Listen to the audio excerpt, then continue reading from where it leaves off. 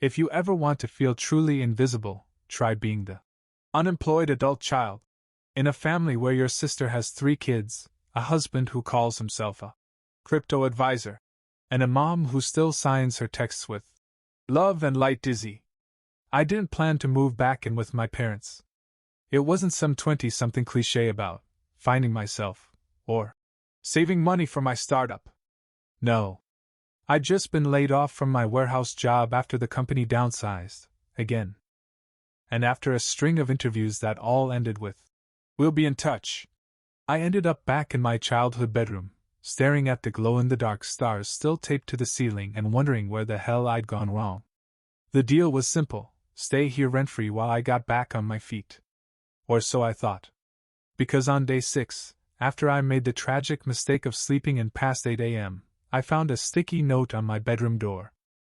It read, in my mom's cheerful cursive, "We need to talk, smiling face with smiling eyes. Family meeting at 9. Ah yes. The famous family meetings. Otherwise known as, everyone gangs up on you but pretends it's love. I came downstairs in sweatpants and socks with a hole in the heel. My dad was sipping coffee like a CEO about to make budget cuts. My mom had her yoga mat out like she needed to ground herself before ruining my morning. And my sister Olivia? She was already mid-rant, with her youngest child screaming in the background because he couldn't bring a live frog inside. "Okay," Mom said, smiling like a cult leader. "Let's talk about how we can all support each other during this time." Translation: "Let's assign you unpaid labor under the illusion of community." My dad jumped in. "You've been here a while, but 6 days?" I muttered. "Right. And we know you're recalibrating," he said, as if I was a malfunctioning thermostat. "But your sister really needs help. And since you're not working right now..." There it was. The setup. Mom chimed in. "Olivia is juggling 3 little ones, her Etsy shop, and a very important partnership with an influencer who promotes her handmade toddler overalls. She needs support." I blinked. "And? You can stay here rent-free," Dad said, "as long as you help Olivia with the kids. From 7 a.m. to 6 p.m. Monday through Saturday." I looked around the table, expecting someone, anyone, to start laughing. To say, "Kidding. You're not actually being asked to work a 66-hour week as an unpaid nanny while you look for a job." But nope. They were serious. Dead serious. And Olivia? She just raised her eyebrows like I'd been granted some holy mission. They're good kids. Just energetic. Energetic. That was one word for it. Last time I watched her twins for 20 minutes while she ran to Target. One of them locked me in the pantry, and the other one threw a bag of flour down the stairs like it was a snowball fight. And now they wanted me to do this every day? For what? The honor of staying in a room that still smelled like Axe body spray and regret? I cleared my throat. "So let me get this straight. I live here, and in exchange I'd become your full-time free childcare provider?" "You make it sound transactional," Mom said, deeply offended by the suggestion that free labor was, in fact, free labor. Olivia just shrugged. "It's not forever. Just until I land a few more brand deals. And maybe while we finish the new patio. And I'm trying for a 4th, so..." My soul left my body. That night, I packed a duffel bag quietly. No dramatic exits. No speech about boundaries. No slamming doors or quoting labor laws. Just me, my stuff, and a mental note that said, "Never let anyone treat survival like a debt they're owed." I left before dawn. Left a note on the fridge that said, "Thanks for the opportunity. I decline." And just like that, I was gone. I didn't know exactly where I was going. But I knew one thing. Better broke and free than trapped in a house where I was expected to sing the ABCs with applesauce in my hair. The first message came in before noon. "Mom, hope you're just out getting some air." Olivia's morning was a little intense. "Give us a call. Love and light dizzy." I didn't reply. Part of me thought maybe they'd get the message. But then I remembered who I was dealing with. These were the same people who once forgot. to pick me up from high school because Olivia's gluten-free muffins had gone viral. They were trending under hashtag #OatRising. I walked 6 miles home in the rain. My dad said, "That's resilience." By 4 p.m., the second text arrived. "Olivia. Hey. Can you come tomorrow instead? Milo put Play-Doh in the Roomba and now it's just smearing color everywhere." Still, I said nothing. The funny thing about silence? People project onto it. And judging by their texts, panic was starting to creep in. By the end of day 1, I had 5 missed calls, 2 voicemails, and 1 accidental selfie from my mom showing Olivia in the background with a toddler hanging from her hair like it was a vine. I spent that night on a friend's pull-out couch. No AC, 1 squeaky fan, and a window that didn't open all the way. My pillow was a couch cushion that smelled like Doritos and broken dreams. And I still slept like royalty. No baby monitors. No passive-aggressive to-do lists taped to the fridge. No 7 a.m. wake-up calls from a 4-year-old holding a stick of butter like a lightsaber. Just silence. Day 2? That's when things really escalated. The first voicemail was from my dad, which was unusual. He only texted in one-word responses or gifs of people face-palming. "Hey, so things got a bit wild here. Your mom's trying to manage, but yeah? Call us when you can." I imagined him standing in the hallway, whispering into the phone like the kids were rabid raccoons who could smell fear. Around 11 a.m., the phone rang again. I didn't pick up, but the voicemail came through with crystal clarity. It was my mom. She was trying to sound calm. "Hi honey, I know you're probably just taking time to yourself, which is wonderful and healthy. But if you happen to be free later, we'd love to chat. We're just reevaluating some of the family support dynamics." Family support dynamics. That's a new one. Translation: we're knee-deep in glitter and regret. That afternoon, I got a FaceTime call. From my niece. Or that's what the contact name said. But when I picked it up, all I saw was a shaky, chaotic view of a living room that looked like it had survived a tornado made of cereal dust, Legos, and sticky things that science can't identify. The camera flipped, and there was Olivia. Hair in a bun held up by a plastic fork. One child screaming. One child sobbing. One child quietly coloring on the wall behind her. She held up the phone like it was a hostage video. "Listen," she said. "I might have underestimated how much the kids adore you." A crash. Then a scream. Then a blur of what might have been a juice box flying through the air. "Please. Come back. I'll pay you. I'll Venmo. I'll buy you a burrito. You can sleep until noon. I'll even let you use my car. Please just." The screen shook violently. The camera spun. Suddenly, the phone was in the hands of her toddler, covered in purple marker, bits of Rice Krispies in his eyebrows. He held it up, face close, eyes wide, and screamed into the mic. "Unclee.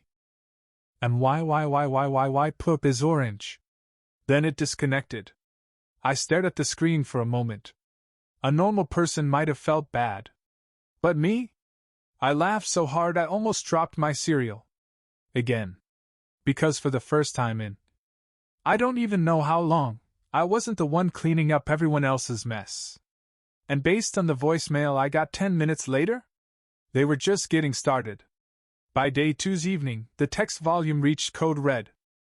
I had 14 unread messages, 3 voicemails, and a blurry photo from my mom of Olivia standing in what appeared to be a puddle of yogurt. The caption simply read, "We're all doing our best." And just below that, "Please come home." Home. That word made my jaw tighten. Because here's the thing about home. It's not just 4 walls and a roof, it's how those walls make you feel. And mine? They made me feel like I owed everyone something, just for existing. I scrolled through the messages while lying on the couch I was now calling my bed. No sheets, just a hoodie as a blanket. And still, I felt lighter than I had in months. My friend Jonah walked in, holding 2 gas station burritos like a prize. "You get another FaceTime poop alert?" he asked. I grinned. "Worse. They tried guilt. He tossed me a burrito. Classic. I bit into it and nearly chipped a tooth. Worth it. That night, I got the first real voicemail from Olivia. No fake calm. No sugarcoating. Just tired mom, worn out sister, and probably someone with dried applesauce in her shoes. Okay. I get it now. I do. You weren't just helping out before. You were holding the whole operation together. And I didn't see it. None of us did. Please. Can we talk? I'll pay you, I swear. I sat up. That voice, I hadn't heard her sound like that since we were teenagers, when we both got grounded for sneaking into a midnight movie and she tried to take the blame. It sounded real. For a second, just a second, I imagined going back. Not to be the nanny. But to fix it. To help. Because that's what I've always done. I stared at the screen like it might answer for me. But then, the memories came back. Last Thanksgiving, she'd begged me to watch the kids for an hour while she went to get just a few last-minute groceries. I agreed, stupidly, assuming she meant an actual hour. She was gone for 6. In that time, the twins decided crayons tasted better than turkey. The youngest threw my phone into the toilet, and at one point I had to Google if pickle juice could get permanent marker out of human skin. She came back with 2 Target bags, a Starbucks cup, and a new haircut. Oh, she said. I got distracted. You're a lifesaver. A lifesaver. That day, I swore I'd never babysit for her again. But then came the guilt. He's not doing anything anyway. Comments. You live here rent-free. Reminders. The look in my mom's eyes like I owed them for simply letting me breathe under their roof. So yeah? That voicemail? It wasn't new. It was just louder this time. And maybe slightly more yogurt-soaked. But the words were the same. We need you. Please come back. You're part of the family. Family. God, I loved that word. But in my house, family always meant you suffer quietly while we pretend it's love. Later that night, Olivia sent a Venmo request. $40. 00. Caption. For gas if you want to Uber here. I laughed so hard I almost choked on my rock-hard burrito crust. But it didn't stop there. 5 minutes later, Mom texted. If you come back, we'll give you the big bedroom. Dad can sleep in the office for now. 3 minutes after that. And I made those muffins you like, the banana ones with the crunchy top. Then, we'll even let you pick the next family movie. We'll all watch it this time. I didn't reply. Instead, I screenshotted the Venmo request, added the caption, "For what? Emotional damages," and posted it to my story. Petty? Maybe. But after years of being their doormat, being petty felt like finally getting a full meal after eating scraps. By day 3, the tone shifted. They weren't asking anymore. They were demanding, but with that classic passive-aggressive flavor only my family could serve. The first call came at 7:12 a.m. I let it go to voicemail. You know, not everyone gets to live rent-free these days, Mom said sharply. You should be grateful we even offered. I raised an eyebrow mid-bite of my cold gas station breakfast sandwich. Grateful? For being offered unpaid labor in exchange for floor space in a room that still had my 6th grade soccer trophies? Right. The second voicemail was from Olivia, and she was done pretending. I don't care if you're mad. You left. In the middle of everything. Without warning. Milo flushed half a roll of quarters down the toilet, and now the plumber's quoting me $600. That's your fault. Mine? Did I possess the child? Was I the one who told him to go full casino jackpot on the plumbing? Then came the kicker. If you don't come back, don't expect this family to be here for you when you need something. Ah, there it was. The emotional blackmail stage. Right on schedule. This was a familiar pattern. When guilt stopped working, they'd move on to threats. If threats failed, they'd circle back to pity. Like clockwork. And I knew the pity stage was coming soon, because that afternoon, my dad texted for the first time in years with actual full sentences. Look, your mom's a wreck. Olivia hasn't slept. The kids miss you. Just talk to them. Be the bigger person. Ah, yes. Be the bigger person. Family code 4. Just give in again so we don't have to. That night, Jonah and I sat on his tiny patio, watching the sunset through a crack between two rundown apartment buildings. I showed him the messages. He took a long sip of his soda and said, "They're unraveling. You can smell the desperation." I chuckled, but it wasn't just funny anymore, it was familiar. Too familiar. All my life, I'd been the fixer. The filler. The one they turned to when their perfect golden child system sprung a leak. When Olivia forgot a school project? I did it. When she didn't want to do chores? I did hers too. When she needed a last-minute babysitter because her mommy brunch ran long? Guess who canceled his plans? Me. Every time. Because you're the flexible one, Mom used to say. You can handle it. Translation. We can pile on more and you won't complain, not loud enough for the neighbors to hear anyway. But now, I wasn't picking up. And they couldn't handle it. At 9:46 p.m., Olivia tried again. A new tactic. She sent me a photo of the twins asleep on the couch, faces smeared with marker, one of them holding a half-eaten frozen waffle like it was a teddy bear. They miss you, she wrote. They keep asking why you're not here. She followed it up with a voice message of her youngest whispering, "Uncle? Come home?" I'll admit, it hit me. Right in the ribs. Because it's not the kids' fault. They didn't ask for this mess. They didn't build this twisted system of guilt and obligation. They were just in it. Like I'd been once. For a second, a real second, I thought about it. About going back. Not for Olivia. Not for my parents. But for them. For the little ones who never chose any of this. But then my phone buzzed again. A follow-up text from Mom. If you cared at all about this family, you'd stop being so selfish. And just like that, second over, I knew something was coming. The shift was in the tone. Less guilt. More pleading. A little too quiet. Like when kids go suspiciously silent, and you just know something's been drawn on the walls. At 11:03 a.m. my phone buzzed. It was a text from my neighbor back home, a guy I barely knew, but he mowed his lawn like clockwork and had binoculars for bird watching that just so happened to point directly at our driveway. Neighbor Ron. Your mom's outside. Been knocking for a while. Looks serious. Oh no. I peeked out Jonah's window just in case.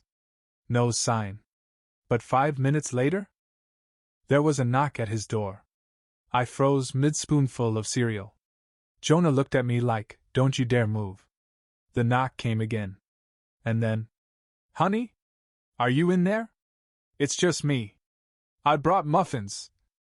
I mouthed to Jonah, "Are you serious right now?" She brought the damn banana muffins. I didn't answer. Neither did he. We both just sat there like statues while my mom stood outside, holding warm emotional manipulation in a Tupperware container like it was a peace offering. Eventually, she left. But she wasn't done. At 3 p.m., Olivia sent a new voice memo. Her voice was raspy, exhausted, like she hadn't slept in days. "I don't blame you for being mad. I'd be mad too. But we're drowning here, and Mom's trying to keep everything together, and I just..." Glass shattered in the background. She gasped. "Put the scissors down! They are not for haircuts!" Then the mic muffled, followed by chaos, screaming, crying, something that sounded suspiciously like a dog barking from inside a cabinet. "I gotta go," she muttered. "Please. Just think about it." The message cut out. And for the first time in days, I didn't laugh. I didn't feel petty or smug. I just felt done. Like I'd hit emotional bankruptcy. Because none of this was new. It was the same cycle, just with more glitter and juice boxes. I sat there for a while, staring at the wall. Thinking. About how they only apologized when I was useful. About how family only mattered when it meant free help. About how they never once asked how I was doing. Only what I could do for them. And then I remembered something small, something stupid. 2 years ago, I got sick. Real sick. Fever, chills, couldn't eat, couldn't move. I was in bed for 3 days, and not a single one of them brought me soup. Or texted. Or checked in. Meanwhile, when Olivia sprained her ankle stepping off a curb, you'd think she survived a plane crash. She had foot pillows, a bell to summon help, and Dad literally carried her plate to the couch like she was royalty. That was the pattern. That was always the pattern. At 7:41 p.m., Olivia tried one more time. This time, with a video. The camera panned across the living room. The walls were covered in marker. The couch cushion was missing. A trail of shredded paper led into the kitchen, where one child was standing on the counter pouring syrup directly onto a laptop. Another was chasing the dog, now shaved in patches, while yelling, "Stop moving, I'm making you a princess." In the middle of it all, their youngest stood holding a sign. A hand-drawn crayon sign that read, "Come back, Uncle." Except the U was backwards and the K looked like an R. He waved. Then sneezed. Directly onto the phone. The screen went blurry. I reflexively wiped my phone screen. Even though it wasn't live. Then Olivia's voice cut in, breathless. "Please. Just tell us what you want. Anything. We'll do it. Just tell us how to make this right." I stared at the video for a long time. A minute passed. Then another. I almost replied. But then I remembered how it always ended, with me cleaning the mess, and then pretending I never did. So instead I finally typed one line. "Start by respecting the word no." And hit send. After I hit send, it was quiet. No reply. No follow-up call. Not even a guilt-tripping bubble. And for a moment, I thought maybe that was it. Maybe, finally, they understood. But I knew better. With my family, silence wasn't surrender. It was strategy. The calm before they pivoted to their next weapon, pity theater.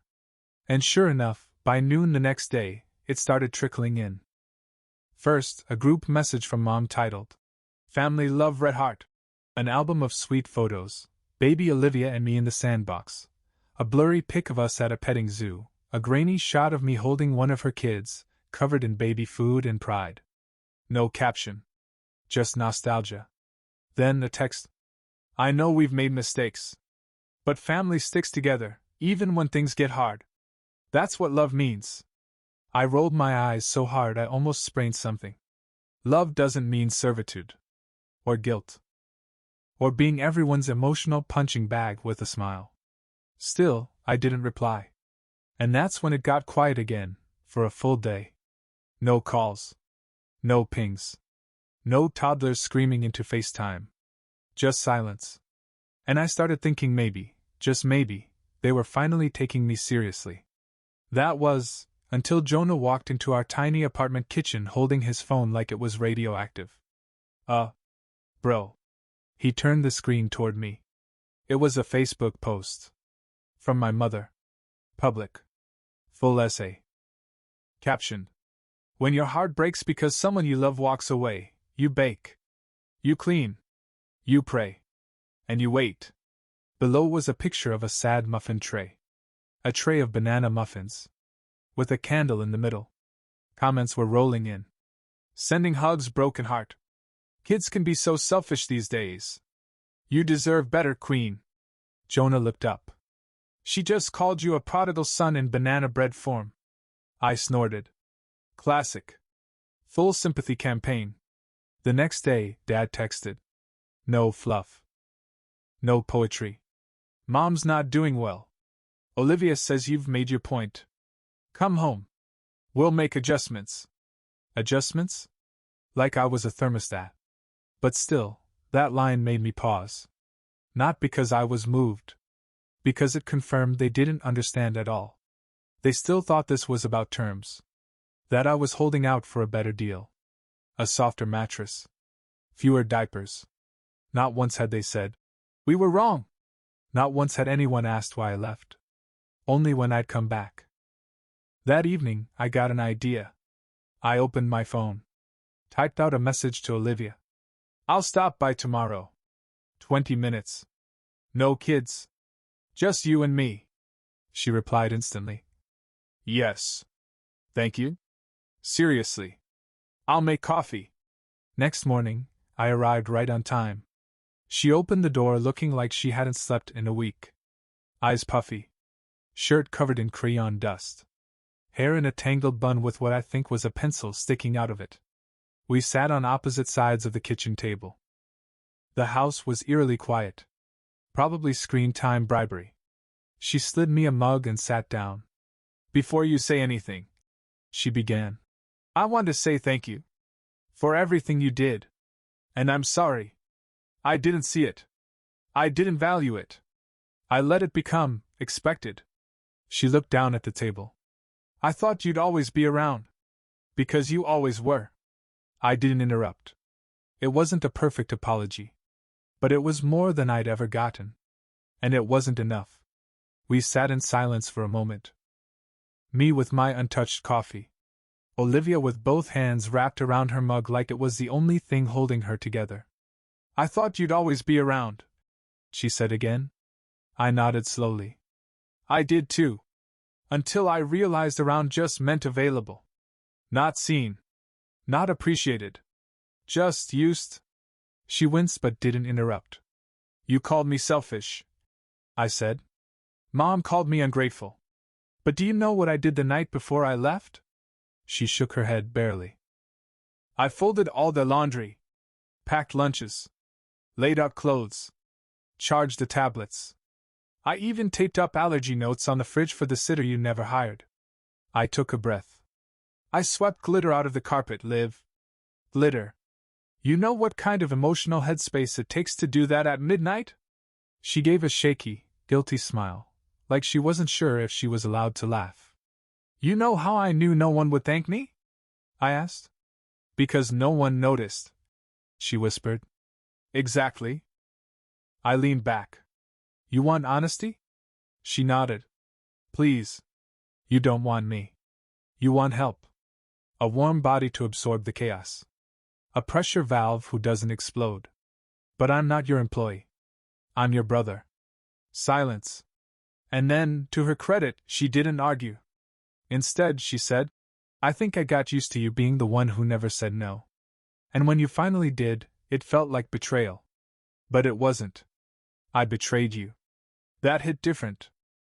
Because I wasn't used to hearing her say things like that. I looked at her. You remember my 14th birthday? I asked suddenly. She blinked. The one with the broken bike? Exactly, I said. I asked for that blue mountain bike all year. I even drew pictures. Saved up chore money. What did I get? She winced. That used one with no brakes. Because, I said, you wanted dance lessons. And they couldn't afford both. And Mom said she needs those more. He'll survive. I paused. And that's how it's always been, Liv. You need. I survive. She looked like she wanted to crawl under the table. And I did survive. I added softer now. But I'm done with surviving. She looked up. I've called a sitter. I'm seeing a therapist. I'm trying, I swear. It's not a magic fix, but it's something. I know, I said. Because it wasn't about perfection anymore. It was about finally seeing the cracks and deciding not to keep filling them with myself. When I stood to leave, she followed me to the door. I really am sorry, she said again, quieter this time. And I get it if you don't come back. I do. I paused at the doorknob. You ever notice, I said, that when I left, everything fell apart in 48 hours? She gave a dry, sheepish laugh. Yeah. I noticed. I turned to her one last time. I'm not coming back as your free labor, I said. But I'll be around. As your brother. If you want that. She nodded. No big speech. No hugging montage. Just a nod. That was enough. As I stepped out, I passed the kids' playroom. One of them had drawn another crayon sign, taped above the toy bin. Hi, Uncle! Spelled right this time. Underlined. 3 exclamation points. And this time? No marker on the walls. No sticky waffle stuck to the ceiling. Just one of the twins peeking out from behind a beanbag, waving at me, silently. I smiled. Waved back. Just that. No guilt. No pressure. Just a real moment. Back at Jonah's, I dropped onto the couch. He looked up from his laptop. So, I said, cracking open a soda. I finally said it. He raised an eyebrow. All of it? Every word. I took a long sip, leaned back, and let it all go. Finally. He nodded. So, muffins didn't fix it, huh? I laughed. Not even close. And for once, there was no next crisis waiting. Just quiet. And peace. It's been a few weeks. No dramatic returns. No sudden emotional ambushes. Just quiet. And that's been new. Not the eerie kind. Not the manipulative kind. Just regular silence. Peaceful. Like the volume finally turned down on a TV that had been blaring 24/7 in my head for years. Olivia still texts, but sparingly. Short stuff. Thanks again, here. A photo of the twins not covered in Sharpie. One even had a helmet on. Progress. She doesn't push. Doesn't hint. Doesn't guilt. She's learning, I guess. Jonah and I even joked about it the other night. If she ever sends muffins again, he said, I'm burning this apartment down. Agreed, I replied. We treat banana bread like an eviction notice now. Then, last Saturday, I got a text. From my mom. Which was rare. Mom. Hi. I understand if you don't want to reply. But I wanted to say thank you. For everything. Even the things we didn't see at the time. There was more. You were always there. And we took that for granted. That's on us. I hope we get to start over someday. And then, like clockwork, 5 minutes later. Mom. Also, do you remember the Amazon password? The account says support ended and we can't log in. I stared at my screen. Out loud I said, You've got to be kidding me. Jonah turned. What? I handed him the phone. He read the second message. And just started laughing. Loudly. Dude, she gave you closure and a tech support request in the same breath. I know. She really said we love you. Now fix our Prime Video. I shook my head, trying not to smile.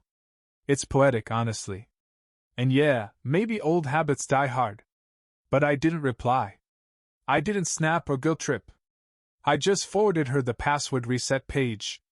And added one line. Support ended. Permanently. I haven't heard back since. But I did check the login history later that night. They figured it out.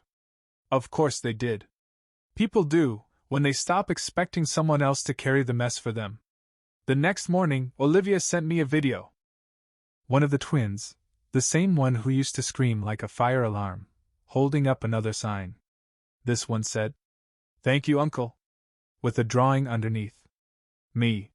Holding a shield. Deflecting what looked like spaghetti? I couldn't stop laughing. Jonah looked over. What's this? Apparently I'm a warrior now. He nodded. You kinda are. And just like that, the story didn't end with a fight. It didn't end with applause either. It ended with a pause. A boundary. And a crayon scribbled, Thank you that, for once, didn't come with a job attached.